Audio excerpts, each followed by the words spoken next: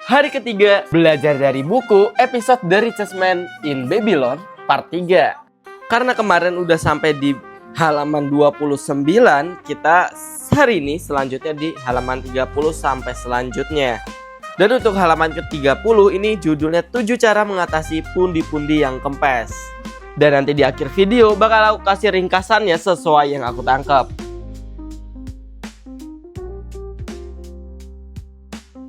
Nah, jadi ini udah sampai di halaman 38 dan ringkasannya kayak gini. Jadi di bab ketiga ini, Raja Babilonia itu dia manggil si Arkad ya, si orang terkaya di Babilonia. Dan si Arkad itu disuruh tuh buat ngajarin 100 orang di dalam ruangan. Buat dia jadi dari miskin sampai kaya. Dan singkat cerita Arkad pun udah menyetujui. Jadi Arkad mau buat ngajarin 100 orang. Dan Arkad cuman ngasih 7 cara untuk dia dari miskin jadi kaya. Karena aku baru sampai di halaman 39.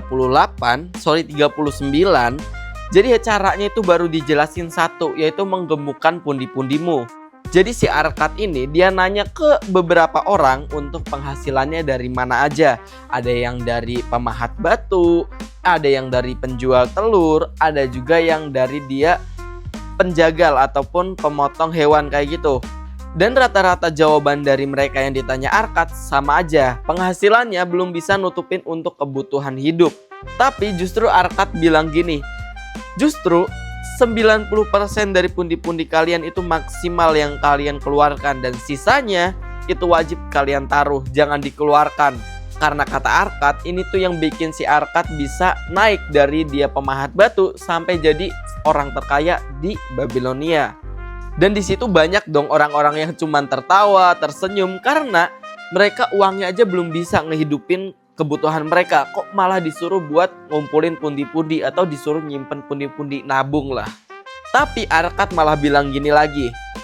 Ini justru setelah dia ngeluarin hanya 90% dari pundi-pundi penghasilannya dia, justru si Arkad ngerasa tidak sekekurangan sebelum-sebelumnya yang dia ngeluarin 1/100 penghasilannya buat kebutuhan, dan itu merasa kekurangan banget. Sedangkan kalau 90 tidak sekekurangan itu katanya Arkad.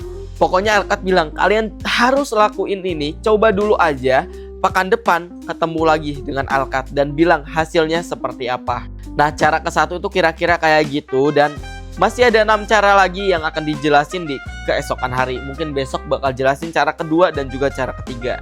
Oh ya, kalian yang mau nih buku bener-bener bagus sih menurut aku, kalian bisa cek aja di keranjang kiri bawah sini.